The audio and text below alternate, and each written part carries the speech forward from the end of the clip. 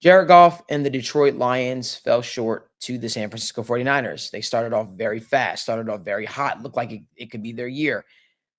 All the while watching that, I knew the shoe was going to drop eventually.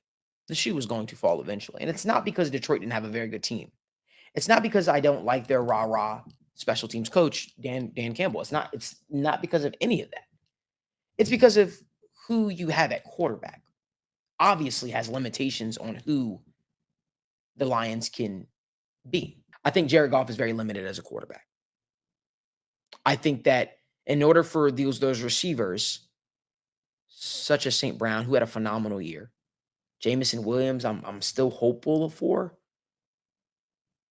In order for them to reach their full potential, unfortunately, you need a quarterback that's a little bit more dynamic, in my opinion. A little bit more dynamic that could bring something extra to the offense. Could you imagine if this Detroit Lions team had a quarterback that could scramble at the very least and create plays outside of the structure of the offense?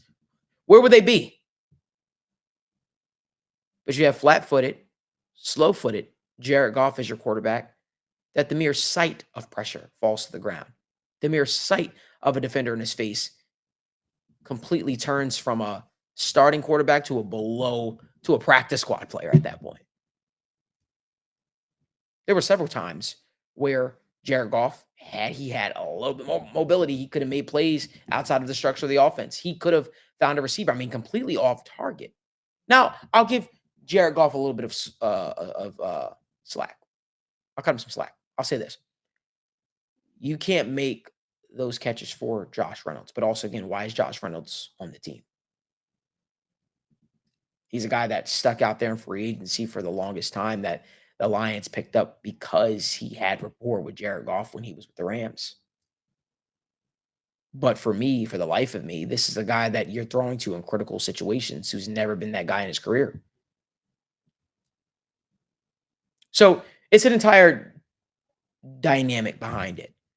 But I guess I'll say this.